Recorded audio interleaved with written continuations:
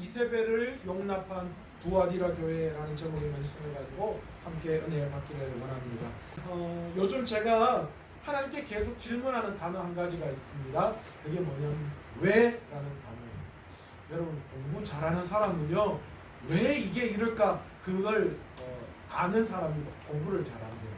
아마 하은이는 이렇게 뭘 공부할 때 왜라는 단어를 굉장히 많이 할 거예요. 근데 제가 알고 있는 누구는 그냥 왜 그런지 그건 별로 상관없다, 그냥 그러니까 그렇다, 아마 그렇게 생각할 거예요. 여러분, 저도 요즘 살아가면서 왜라는 단어에 계속 집중하고 있어요. 하나님, 도대체 왜 이런 일이 일어나야 합니까? 하나님, 도대체 왜 이런 일을 하십니까? 아니면 왜 이런 일을 우리가 하게끔 하나님이 인도하십니까? 왜 건강에 문제가 일어나죠? 왜 여러 가지 어려움이 우리의 삶에 일어나는 것입니까? 왜 다른 사람은 괜찮은 것 같은데 왜 내한테만 이렇게 힘들고 어려운 짐을 지어주십니까? 왜 우리 교회는 부흥의 물꼬를 열어주시지 않는 거예요? 왜 꼭 턱걸이 하듯이 그거만 넘어놓으면 될 것 같은데 거기에서 또 주저앉고 왜 자꾸 하나님 이런 일을 반복하게 만드십니까? 왜요? 네. 그런데요, 제가 왜 그러십니까?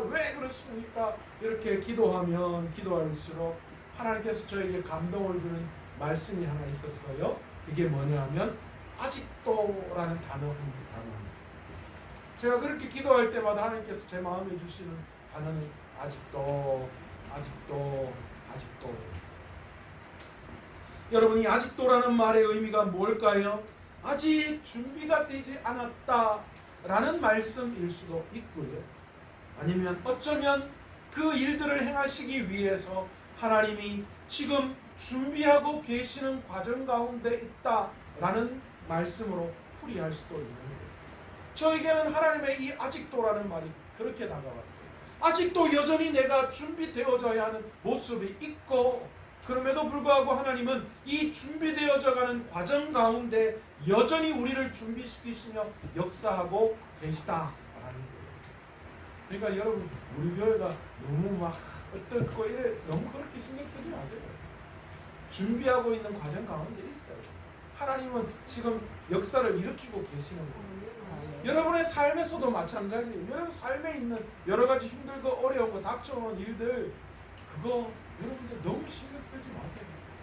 하나님의 분량, 하나님의 그 목표까지 하나님은 지금 훈련시키시고, 하나님은 그것을 준비해서 차지하게끔 지금 하나님께서 몰아가고 계시는 것 중에 있어요.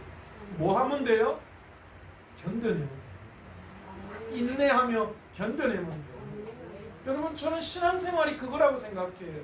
여러분, 신앙생활은 내가 이 땅에서 뭔가 큰 거를 바라고 원하고 그걸 차지하는 게 아니라요. 아니면 뭐 성령의 능력 받아서 방언하고 막 기적이 일어나고 막 내가 말하면 뭐 안 믿는 사람 다 주님께로 나오고 막 이런 거. 여러분, 저는 그런 것보다 이 땅에서의 신앙생활은 저는 견디는 거라고 생각해요. 이겨내는 거라고 생각해요. 참아내는 거예요. 그래서 인내라는 말씀을 하시는 거예요. 여러분, 오늘 이 땅에서 우리의 믿음의 삶은 인내하는 거예요. 아마 여기서 예배가 죽도록 힘든 분들 계실 거예요.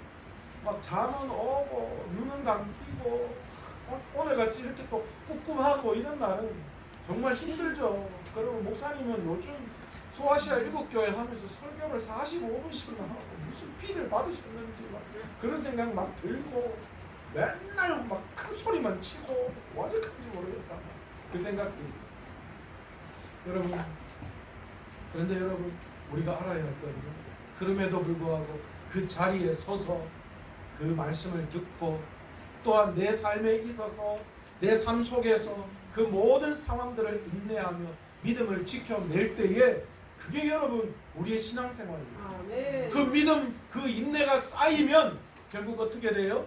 하나님이 오실 그때에 하나님께서 하늘 문을 여시고 축복해 주시는 거예요. 구원의 놀라운 은혜를 허락해 주시는 거예요. 그리고 때마다 시마다 하나님은 이른 비와 늦은 비의 축복을 우리에게 행하여 주시는 분이세요.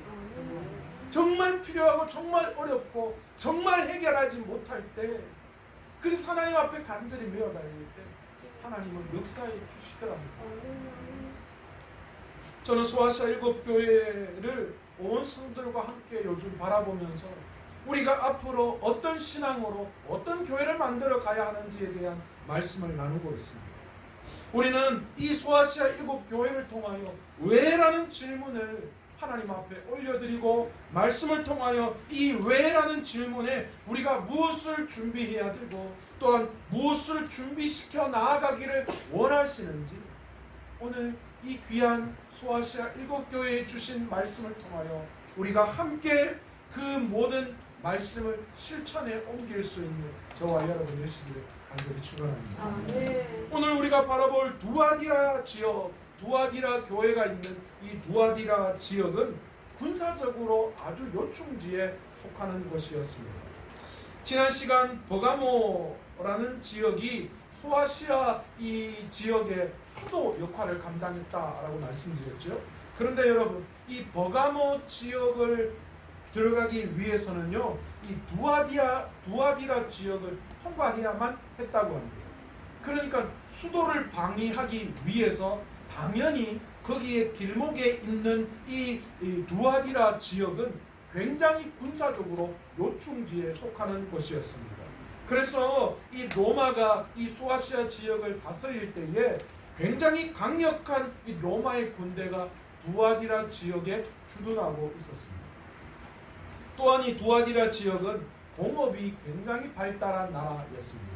지금으로 말하면 숙련된 기능공들이 굉장히 많았다는 거예요. 손재주가 좋은 사람. 그러니까 당연히 뭐가 많이 발달하겠어요?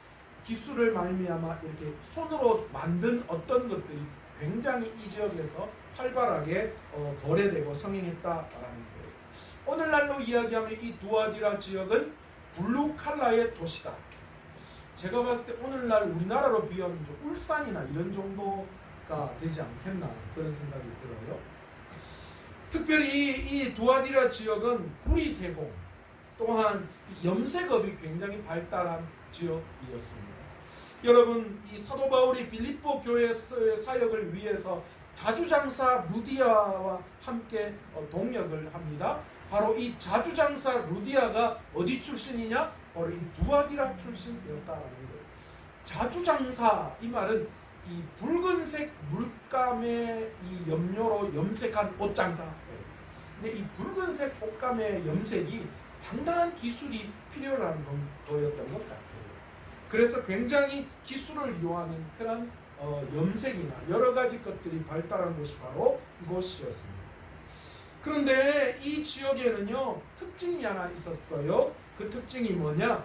이런 공업과 여러 가지 이 상공업들이 발달함으로 말미암아 이 여러 가지 상공업 조합들이 형성되어 있는 길드가 굉장히 잘 형성되어져 있었습니다. 제가 한번 말씀을 드렸죠. 이 상인들의 조합, 그러니까 장사치들 또는 생산업자들이 이 조합을 만들어서 형성된 것을 우리는 길드라고 이야기하는데, 이 길드가 굉장히 발달한 곳이 이 두아디라 지역이었습니다. 그런데 문제는요, 이 길드라는 것에 가입하는 조건이 문제였어요. 이들은 기본적으로 로마 황제를 숭배해야만 했습니다. 이 길드에 들어가기 위해서는요. 그런데 단순히 이 로마 황제를 숭배한다는 뜻은 어떻게 고백해야 하느냐?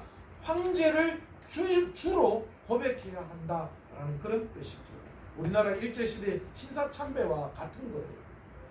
또한 이들의 조합의 모임은 여러 가지 행사를 하는데, 이 행사는 이방 신들에게 제사를 드리고 그리고 드린 제물을 같이 나누어 먹고 난 다음에 음란한 행위에 참여하는 것, 그것이 바로 이들 조합원이 행하는 행사였다라고 합니다. 바로 이런 곳에 두아디라 교회가 형성되어 있었어요. 그러니까 상대적으로 이곳에 사는 두아디라 성도는 어떠했을까요? 성도들의 신앙생활에 여러 가지 함정의 고리들이 얼마나 많았는지 몰라요. 여러 가지 걸려 넘어갈 수 있는 것들이 많았죠. 거기에 사는 자치고 상인 조합인 길드에 들지 않으면 도대체가 생계를 유지하지 못할 정도로 굉장히 그 길드가 아주 잘 발달해 있었다라는 거예요. 그러니까 거기에 들어가지 못하고 장사를 하거나 생산을 한다는 것은 내가 더 이상 수익을 내지 않겠다, 이익을 보지 않겠다라는 그런 말과 같은 거였어요. 또한 이 길드의 조합원이 되면 조합이 거행하는 제사의식에 참여해야 했고, 이 제사의식은 아까 제가 말씀드렸지만 이방 신들을 섬기는 행위, 그리고 그 전에 바쳐진 음식을 먹는 것, 그리고 이 제사를 드리고 난 다음에 문란한 음란 행위에 동참하는 것이어야 했다는 거죠. 이러한 문화 속에서 생업을 영위하고 거기서 오는 불이익을 방지하기 위해서는 그러한 풍속과 관례에 대해 전혀 모른 척 할 수 없었을 거예요. 여러분 그렇지 않아요? 여러분 같으면 어때요? 도저히 이런 세상에 우리를 넘어뜨리려고 하는 그런 여러 가지 세력 앞에 결코 우리가 정말 믿음을 지켜내기 위해서 그 모든 이익들을 포기한다는 것, 그만 쉽지 않을 거라는 거예요. 그래도 지금은요, 이 세상과 같이 하지 않아도 살 길이 있잖아요. 없지는 않잖아요. 그러나 이 지역, 두아디라 지역에는 정말 이 길드라는 조합에 가입하지 못하면 살 길이 막막할 그런 상황에 놓여져 있었다라는 거예요. 그렇다고 조합에 가입한다고 그게 다냐? 그 조합에 가입하면 음란한 행위, 이방 신들을 섬겨야 하는 그런 것들이 존재했다는 거죠. 그러니까 모르는 척 할 수도 없고 그곳에 가입해서 함께 할 수도 없는, 이럴 수도 없고 저럴 수도 없는 그런 영적인 치명적인 딜레마에 두아디라 성도들은 빠질 수밖에 없었다라는 겁니다. 그런데 이런 상황 속에 있는 두아디라 교회를 향하여 주님이 뭐라고 말씀하시는가? 먼저 이들을 칭찬하십니다. 그런데 이 칭찬이 정말 황홀한 칭찬이에요. 윤수일의 황홀한 고백처럼 너무너무 황홀한 그런 하나님의 축복이에요. 오늘 본문 19절에 보시면 이렇게 말씀하시죠. 내가 내 사업과 사랑과 믿음과 승리와 인내를 하노니 내 나중 행위가 처음 것보다 많도다. 잘 모르겠어요. 무슨 뜻인지. 우리말 성경으로 우리가 해석한 그 의미가 다시 살아납니다. 나는 내 행위들과 사랑과 믿음과 봉사와 내 인내를 알고 너의 처음 행위보다 나중 행위들이 더 나은 것을 안다. 여러분 어떤 교회가 생각나십니까? 이 칭찬과 반대되는 교회. 너희가 처음은 진리를 지켰지만 나중은 너희의 첫사랑을 잃어버렸다. 어느 교회요? 에베소 교회. 그런데 이 교회는 에베소 교회와 정반대되는 상황이었습니다. 너희의 처음 행위보다 내 나중 행위가 훨씬 더 뭐하다는 거예요? 낫다라고 그렇게 칭찬하고 있습니다. 두아디라 교회는 사랑과 믿음과 봉사와 인내라는 믿음의 요소들을 가지고 바른 행위가 뒤따르는 그런 교회였습니다. 그것뿐만이 아니라 사랑과 믿음과 섬김과 인내, 그리고 그 모든 것을 통하여 그들의 믿음의 행위가 영적인 진보가 있는 교회였다라는 거예요. 그냥 머물러 있는 교회가 아니라 생명력이 가득해서 계속해서 교회의 영적인 진보, 계속적인 발전이 있는 교회였다라는 것입니다. 여러분 정체되지 않고 자라나는 교회가 얼마나 좋은 교회인지 몰라요. 여러분 반대로 교회가 점점 생명력을 잃어간다는 것은 교회가 정체해 있다는 모습으로 볼 수 있다는 것입니다. 그러나 이렇게 하나님이 칭찬한 교회 안에도 문제가 있었다라는 것이죠. 그 영적인 치명적인 문제가 무엇냐? 주님께서는 그것을 말씀하시면서 두아디라 교회를 향하여 무섭게 책망의 메시지를 던지고 있으십니다. 그런데 오늘 이 두아디라 교회에 편지를 주신 주님이 어떤 분이신가를 설명하는 장면을 보면 주님이 오늘 이 엄청난 책망을 어떻게 하실 분인지 약간의 복선을 우리가 깨달을 수 있습니다. 본문 18절에 보시면 이 두아디라 교회에 편지하신 주님이 어떤 분이라고 이야기하시느냐? 눈이 불꽃 같고 발이 빛나는 주석과 같은 하나님의 아들이다. 그렇게 말씀하시고 있습니다. 눈이 불꽃 같은 분이다 라는 이 표현은 모든 것을 아시고 살피시는 분이시다라는 거예요. 그분 앞에서는 결코 숨길 수 있는 것이 없고, 하나님은 사람의 겉과 속을 원하게 들여다보시는 분이시다라는 것을 뜻하는 그런 표현입니다. 그러니까 오늘 우리가 무슨 마음으로 여기 앉아 있는지 주님은 우리를 뻔히 꿰뚫어 보시는 분이시다라는 거예요. 내가 어떤 행위를 할 때에 주님은 그 행위 뒤에 우리의 생각이 어떤가를 뻔히 알고 계시는 분이시다라는 거예요.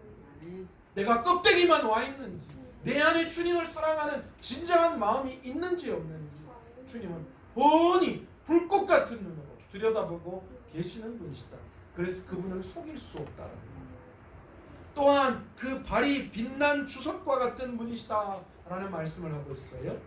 진리를 왜곡시키고 도전하는 악한 원수의 세력을 의로움으로 판단하시는 그 모든 원수를 밟으실 능력과 권위가 있는 분이심을 바로 이 빛난 주석과 같은 그런 발을 가지신 분이시다라는 표현으로 사용하고 있는. 여러분, 이 주석 청동 이런 거 아니겠어요? 그런 아주 멋스럽고도 묵직한 그런 갑옷 같은 그런 형태의 발을 가지시는 거예요. 그러니까 모든 악한 것을 밟아버리시는 그런 능력이 있는 분이시다는 것이죠. 이는 원수들을 위협하는 모습, 그리고 악을 회개하지 않고 계속 고집하고 그런 그 악한 자들을 각성시키시는 그런 분이심을 우리에게 분명하게 말씀하고 있습니다. 이런 주님께서 두아디라 교회의 문제점을 무엇라고 말씀하고 계시는가? 20절에 뭐라고 말씀하십니까? 자칭 선지자라고 하는 여자 이세벨을 내가 용납함이니 그가 내 종들을 가르쳐 꿰어 행음하게 하고 우상의 제물을 먹게 하는도다. 그렇게 말씀하고 있어요. 여러분, 두아디라 교회 안에 자칭 선지자라고 이야기하는 이세벨과 같은 여인이 있었다. 그렇게 말씀하고 계세요. 여러분, 이 이세벨이 누굽니까? 우리가 너무 잘 알고 있는 사람이죠. 바로 이 과거 열왕기에 나와 있는 북이스라엘의 가장 악한 왕이었던 아합 왕의 아내입니다. 이 아합은 북이스라엘의 평화를 위해서 이 두로와 시돈 왕이었던 엣바알이라고 하는 사람의 딸을 데리고 와서 정략적으로 결혼을 합니다. 그런데요, 이 결혼은 이스라엘에 엄청난 비극을 불러일으킨 사건입니다. 이세벨은 이스라엘의 여호와 신앙을 말살하기 위해서 왕과 백성들을 꿰어냈습니다. 그래서 그들에게 바알과 아세라를 섬기게끔 하는 그런 엄청난 일을 일으켰고, 이를 거부하는 사람들을 그가 가지고 있는 권력으로 무참히 짓밟아버리고 죽음에 이르게 하는 엄청난 비극을 북이스라엘에 가지고 온 중심인물입니다.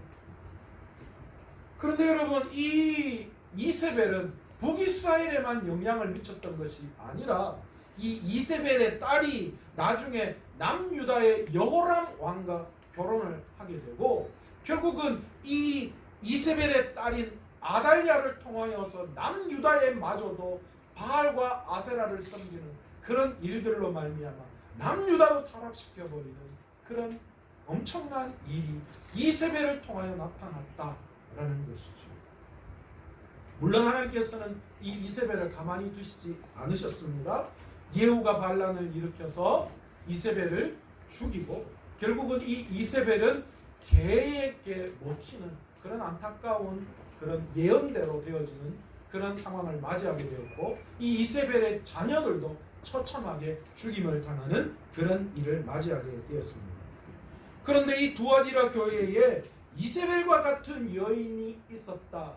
그리고 그를 용납했다. 그렇게 말씀하고 있어요. 도대체 이 이세벨과 같은 여인이 왜 문제가 되는 것일까요? 오늘 본문에는 단순히 20절의 말씀을 통하여 하나님의 종들을 꿰어내어 행음하고 우상의 제물을 먹게 했다라는 것으로 표현하고 있는데, 이를 더욱더 자세하게 보기 위해서 우리는 열왕기에 등장하는 이세벨의 모습을 볼 때에 이 이세벨을 용납하는 것이 얼마나 문제였는가를 우리는 알 수 있습니다. 이 이세벨은 단순히 이방 여인 한 나라의 여왕이 아니었습니다. 그는 바알과 아세라를 섬기는 선지자였습니다. 그는 북이스라엘에 애굽의 술사와 술객들이 행했던 그런 마술들을 이 이세벨이 그 북이스라엘에서 행했던 그런 사람이었습니다. 그런데 이 이세벨의 가르침을 용납하는 것이 왜 문제가 되는가? 이것이 왜 문제가 되는지 우리가 이 갈멜산에서 엘리야와의 전투에 임하는 그 바알과 아세라를 섬기는 선지자들과의 전투를 우리가 보면 왜 이 이세벨의 가르침을 따르는 것이 문제가 되는지 우리는 잘 알 수 있습니다. 열왕기상 18장 25절에서 29절의 말씀을 보면 이렇게 기록되어져 있습니다. 26절에 그들이 받은 송아지를 가져다가 잡고 아침부터 낮까지 바알의 이름을 불러 이르되 바알이여 우리에게 응답하소서 하나 아무 소리도 없고 아무 응답하는 자도 없으므로 그들이 그 쌓은 제단 주위에서 뛰놀더라. 27절에 정오에 이르러는 엘리야가 그들을 조롱하여 이르되 큰 소리로 부르라. 그는 신인즉 묵상하고 있는지 혹은 그가 잠깐 나갔는지 혹은 그가 길을 행하는지 혹은 그가 잠이 들어서 깨워야 할 것인지 하며 28절에 이에 그들이 큰 소리로 부르고 그들의 규례를 따라 피가 흐르기까지 칼과 창으로 그들의 몸을 상하게 하더라. 29절에 이같이 하여 정오가 지났고 그들이 미친 듯이 떠들어 저녁 소재 드릴 때까지 이르렀으나 아무 소리도 없고 응답하는 자나 돌아보는 자가 아무도 없다. 여러분, 갈멜살 전투가 뭐예요? 하나님의 선지자 엘리야를 통하여서 이 이세벨과 한판 승부를 하는 장면입니다. 이세벨이요 하나님의 선지자를 다 죽여버렸어요. 그러나 하나님께서 특별히 이 엘리야와 또 구별된 선지자들을 예비해 놓으셨죠. 이세벨이 이 눈의 가시가 누구였냐? 엘리야예요. 왜냐하면 계속해서 이 엘리야가 예언을 통하여서 이방신을 섬기는 이 바알과 이 이세벨에 대해서 지적을 하고 있었거든요. 결국은 이 기다리고 있다가 하나님께서 엘리야에게 말씀하셔서 갈멜산에서 한판 전투를 벌이게끔 하셨습니다. 바로 그 전투의 방법이 오늘 이 본문이에요. 바알과 아세라를 섬기는 그 선지자들이 그들의 신을 부르는 장면, 그러면서 그들이 제사하는 장면이 오늘 본문의 말씀인데, 여러분, 우리는 이 이세벨의 이방신을 섬기는 제사의 방법을 통하여서 우리의 예배가 과연 어떤 예배를 드리고 있는지를 바라볼 수 있어야 합니다. 그래서 이 이세벨의 제사가 무엇이 문제이고 이것을 용납하는 것이 우리에게 어떤 문제를 초래하고는 것인지를 우리가 한번 깨달을 수 있어야 합니다. 첫 번째, 이 바알과 아세라를 섬기는 제사장들의 제사의 방법 중에 하나가 단 주위에서 뛰놀더라, 그런 말씀을 하고 있어요. 송아지를 잡아다가 쪼개어 놓고요, 그 근처에서 이 850명의 제사장들이 뭐하고 있어요? 훌쩍훌쩍 뛰어서 막 춤을 추면서 난리가 난 거예요. 여러분, 제사를 우리는 다른 말로 축제라고 이야기합니다. 예배도 어쩌면 이런 축제와 잔치와도 같습니다. 어린 양의 혼인 잔치를 우리는 이 예배를 통하여 비교하고 있죠. 그런데 여러분, 이 혼인 잔치는 나의 즐거움과 나의 기쁨의 잔치가 아님을 우리는 깨달아야 합니다. 여러분, 예배는 하나님을 향한 찬양이고 하나님을 높이는 잔치입니다. 우리가 주인공이 되는 잔치가 아니에요. 예배는 내가 즐겁고 기쁘고 위로받아야 한다라는 생각에서 벗어나야 합니다. 그래서 음악이 있고 멀티미디어가 동원되어야 하고 나를 지겹게 하거나 지루하게 만들어서는 안 된다는 이런 생각에서 여러분 벗어나야 합니다. 여러분, 예배의 중심이 왜 인간이 됩니까? 왜 예배의 중심이 우리가 되어야 합니까? 내가 좋은 것, 내를 지루하게 하고 내를 편안하게 하고 나를 즐겁게 하는 음악이 동원돼야 하고 내를 편안하게 하는 시스템이 갖추어져야 한다는 생각은 도대체 무슨 생각입니까? 여러분, 예배의 중심은 언제나 하나님이십니다. 아멘. 내가 오늘 드리는 이 예배가 하나님 앞에서 어떤 예배여야 하는지, 내가 오늘 하나님을 기쁘시게 하는 찬양으로 어떻게 드려야 하는지, 내가 하나님을 어떻게 영광 올려야 하는지, 그 영광에 필요한 것들이 무엇인지를 채워가는 것이 교회여야 하죠. 그런데 요즘 우리나라 교회를 보십시오. 아니 어쩌면 우리도 마찬가지예요. 제가 이 말씀을 준비하면서 엄청 부끄러웠어요. 좀 우리 예배에 멋진 좀 이렇게 밴드가 탁 있어가지고 드럼도 치고 기타도 치고 이렇게 찬양을 멋지게 탁 하면 성도들이 마음이 확 열리고 그래서 막 너무 좋을 것 같은데 왜 우리는 이런 게 안 갖추어지지? 막 그런 생각. 그래서 하나님 멋진 음악을 좀 할 수 있도록 해주세요. 그런데 제가 이 본문을 이야기하면서 제가 너무너무 부끄러웠어요. 하나님 앞에 얘기했어요. 하나님, 제가 찬양을 준비하게 하는 그 목적이 어디에 있었습니까? 성도들에게 있었습니다. 예배의 중심은 성도들이 아니라 주님이셔야 하죠. 아멘. 우리 주님에게 영광을 돌리는 것이 어떠해야 하는지를 찾아가야 하는 거예요. 그것이 진정한 예배.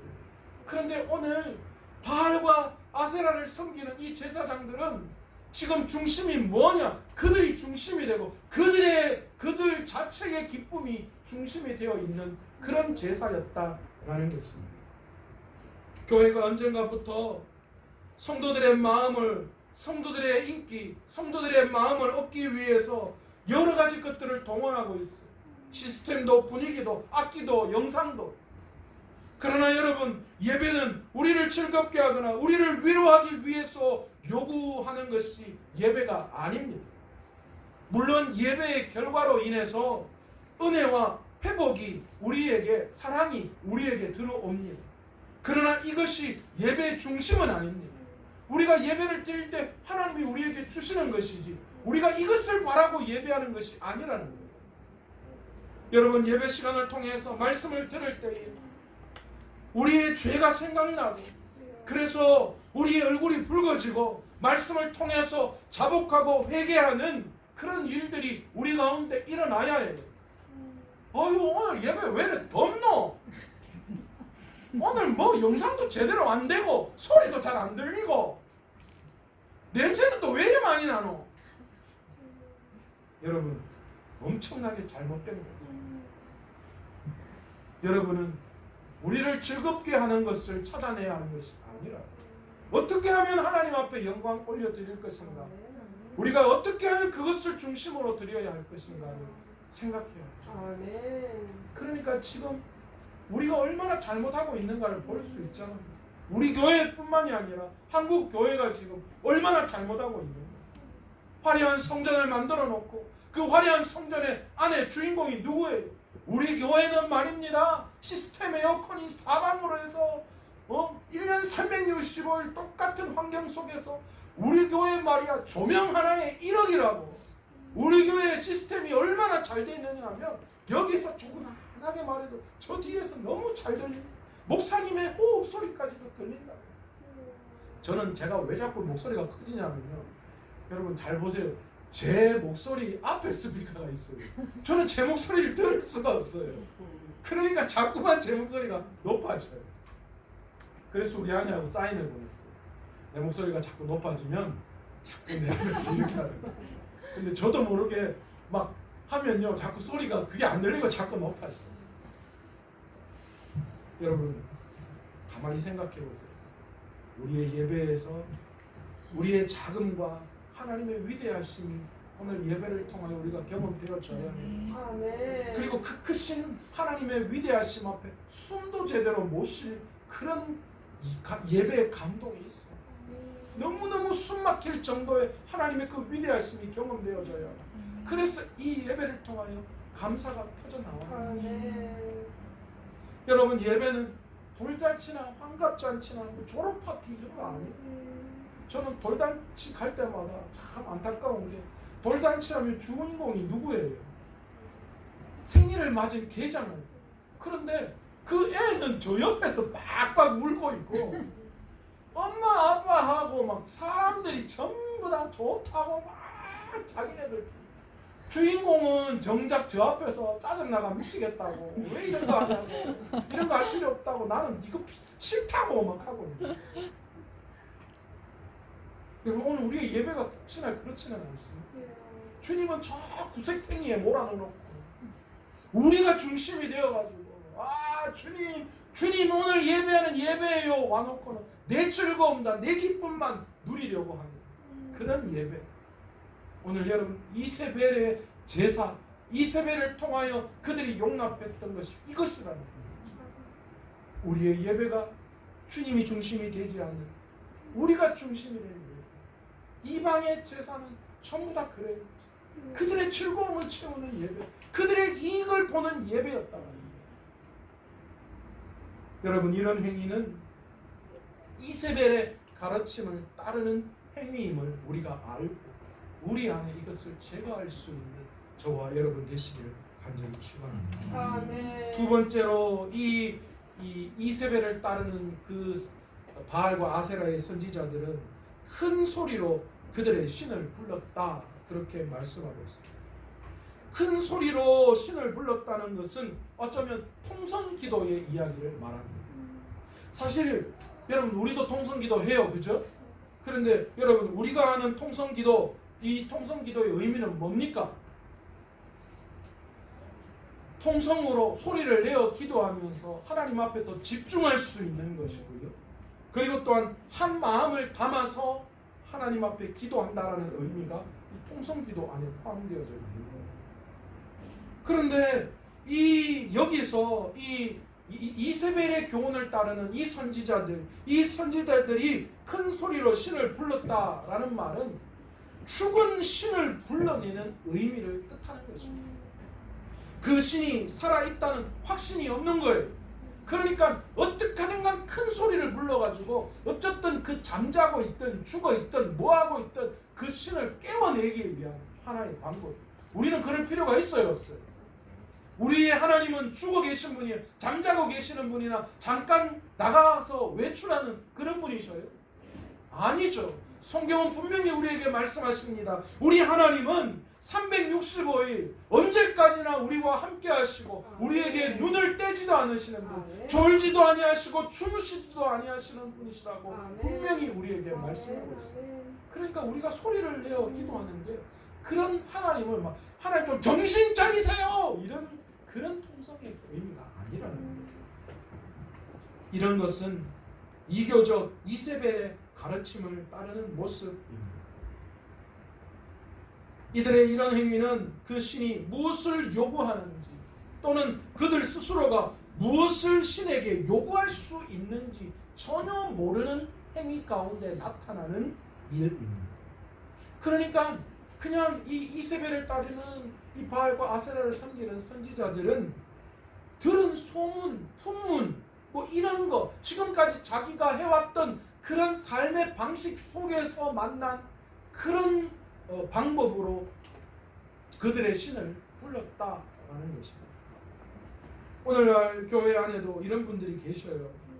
예수님이 누군지, 복음이 무엇인지 전혀 알지도 못하고 들은 풍을, 또 느낀 감정, 받은 감정, 이런 것들, 그리고 지금까지 살아오면서 배워왔던 그런 여러 가지 인간적인 신앙의 방법, 이것을 의지해서 뭔지도 모르고 따라하는 거예요.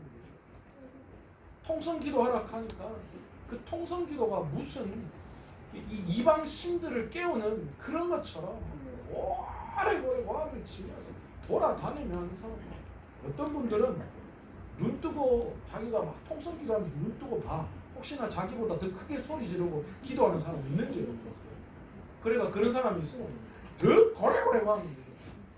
어떤 분들은 새벽 기도하면서 새벽 기도 때 계속 뒤를 보는 분들이에요. 제가 지난주에 있을 때 그런 분 계셨거든요.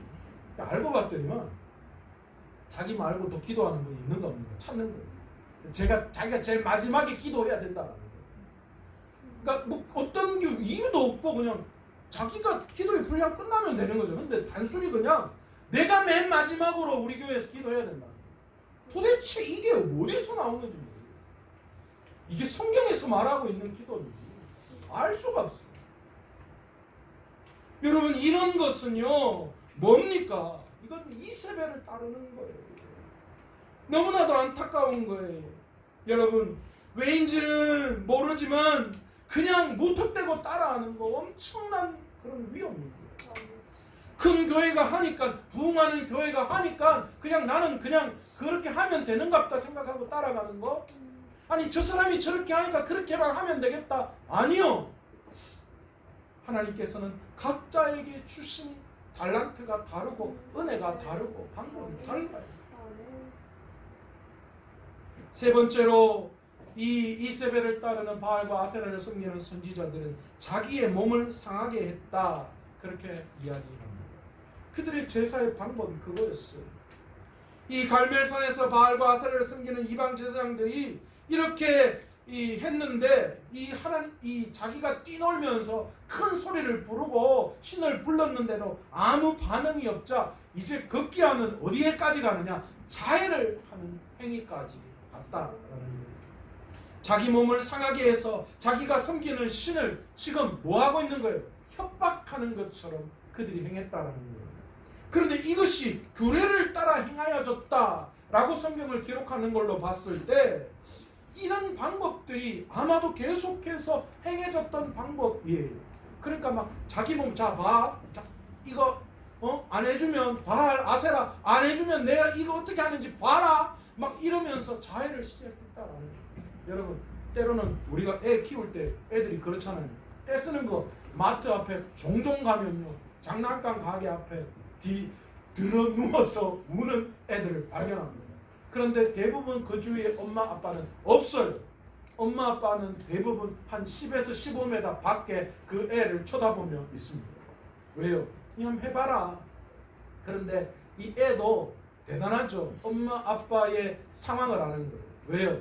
여기서 창피하면 일단은 사주고 집에 가서 한 방 맞으면 된다 이거예요.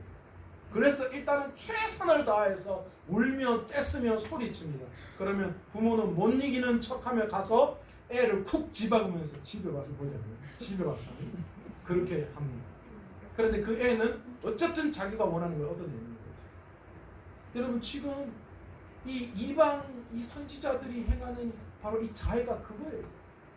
신 앞에 자기를 자해하면서 그런 자기의 요구를 관찰시키는 거예요.